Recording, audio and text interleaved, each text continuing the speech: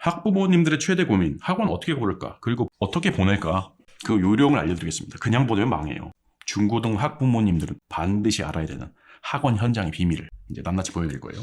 저는 15년 이상 학원계에 있었고 현재 1년에 2,000명 이상 가르치는 인간 강사입니다. 부모님들은 학원에 엄청난 돈만 퍼부어봤어요. 실제 학원 현장은 잘 몰라. 어떻게 흘러가는지. 현장의 비밀을 알려드릴 거고 그리고 아주 쉽고 간단한 팁을 알려드리겠습니다. 가장 핵심 키워드가 방치예요. 대부분 학생들은 사실상 방치돼요. 이거는 이제 뭘 아셔야지 이해할 수가 있냐면은 학원 마케팅 메커니즘을 아셔야 돼요. 일단 학원에서 어떻게 하면 성공을 하느냐, 전교 1등 혹은 2, 3등을 모집하면 거의 끝이 납니다. 이게 가장 핵심적인 목표야. 그걸 못해가지고 학원들이 비빌거리는 거예요.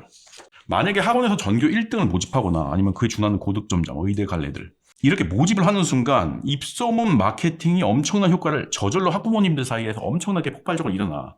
근데 여기서 또 조건이 그 전교 1등 학생, 공부 잘하는 학생이 이 학원 괜찮아, 이 선생님 진짜 괜찮아 라고만 해주면 진짜 이 입소문이 날개를 달거든.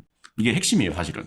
근데 이 대표님들은 사업가이고 학원이 언제 망할지도 모르는 거야. 이게 사업이라는 게 쉽지가 않잖아. 그 아래 종속된 강사들 4대 보면 대부분 안 돼요. 전부 다 그 계약직입니다. 대부분. 살아남기 위해서 피 말리는 경쟁이에요. 가장 강력한 경쟁 중이야. 그러니까 당연히 우리 학원에서 가장 잘하는 학생 중심으로 돌아갈 수밖에 없는 겁니다. 여러분 이해가 되겠죠 이건. 애초에 근데 문제가 중위권 하위권을 놀리면 되지 않느냐라는 건데 사실은 중위권이나 하위권 학생이 점수가 크게 오를 가능성은 생각보다 적은 거예요. 현실적으로. 공부를 아주 잘하는 애가 계속 잘하는 거는 더 쉬운 거예요. 그리고 조금 올라봤자 그 학생 이미지 자체가 학원에 별로 크게 도움 안 돼요. 여러분 잘 보시면은 우리 학생들 나이 되면은 혹은 그 학생들 나이를 가지고 있는 학부모님들 때가 되면은 전교 1등, 반에서 1등 이런 애들이 유난히 빛나는 존재로 보여. 그래서 얘네들을 데리고 있는 학원에 보낼 수밖에 없는 거야. 여기서 비극이 발생하지. 내신 시험, 모의 시험 준비 모두 상위권 학생 타겟으로 할 수밖에 없어. 잘 나가는 학원은. 그래서 평소 관리도 그들을 중심으로 이루어진다. 중위권, 하위권 학생들은 악의적으로 방치하느냐? 나는 절대 이렇게 쓰레기 같은 강사들은 사실은 본 적은 없어. 그거는 아니야.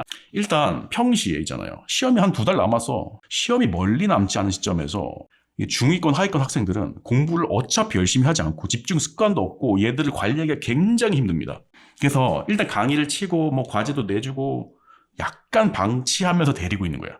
그러면 이제 학생도 어느 정도 만족이 되고 학부모님도 어느 정도 만족이 되고 강사도 어느 정도 이 정도면 했겠지라는 수준에서 이게 방치가 되는 거지. 이게 이렇게 돼. 숙제를 내줘. 근데 보통 못 해와 잘. 많으니까. 혼나. 보충 수업을 해. 근데 보충 수업이 그냥 공짜로 해주니까 선생님이 얼마나 노력을 해주는 거야. 이런 느낌이 든다고. 그걸로 겨우 끝내고 반복을 해.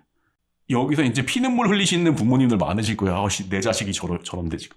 그 다음에 시험 직전에 엄청나게 굴립니다. 왜냐? 결과는 나와야 되니까. 최소한의 결과는 나와야 되니까. 완전히 점수가 아작내면 안 되잖아.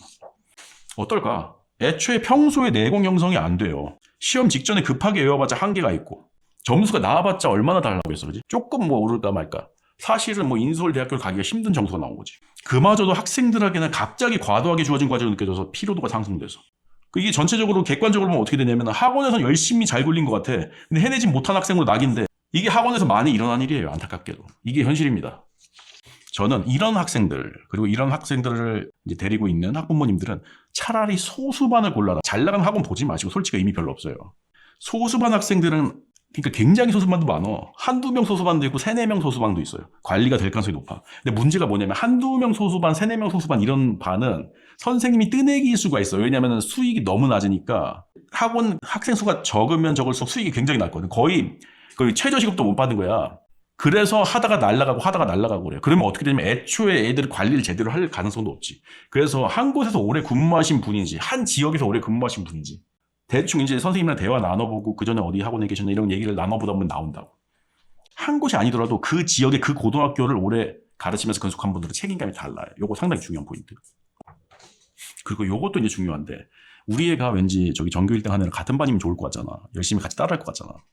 학교에서와 다른 거예요. 학원은 철저하게 이게 경쟁사이기 때문에 상위권과 중하위권이 같이 있으면은 지속적으로 패배감이 느껴져요.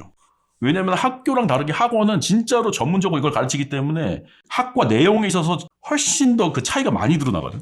거기에다가 강의 속도, 과제 분량 등 따라가기가 벅찹니다. 애초에 1회차에 낙오한 경우도 엄청 많아. 안 되겠다. 역시 학원도 힘들구나. 그래서 애초에 반에 들어갈 때 세세하게 따져서 같은 수준들로 구성되어 있는지 확인하는 것이 일단 좋다.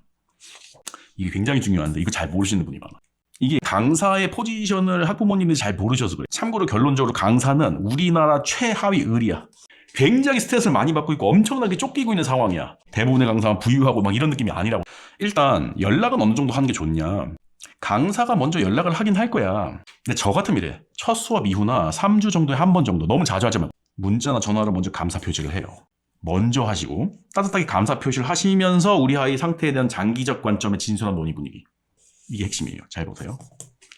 강사가 가장 을이라고 했잖아요. 매우 쫓기는 심리예요. 애들이 그만두면은 그 그만둔 것 때문에 원장님한테 혼나고 그만큼 내 수익은 아작이 나고 밥값도 없어. 그리고 학부모님한테 계속 혼나잖아. 그러니까 강사는 변명을 할 준비를 굉장히 많이 해요. 왜냐면 너무 압박을 많이 받기 때문에 나는 잘 가르치고 있어요. 사실은. 이렇게 변명을 할 대비를 엄청 한단 말이야. 이게 변명을 하기 시작하면 뭐가 되냐면은 학생들에게 무리한 과제를 내주고 너 그거 못했지. 그래서 학부모님한테 또 일러. 그걸 많이 증거를 남겨놔. 시험 망쳤을 때 이유되기 위한 거야. 그래서 애가 되겠냐고.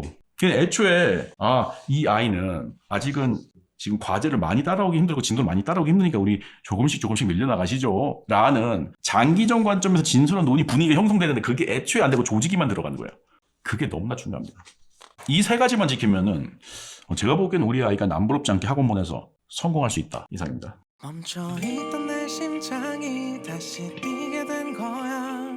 혼자였던 내 마음도 이젠 외롭지 않아. 신기한 일이야. 널 보면 볼수록 미라클 있었네.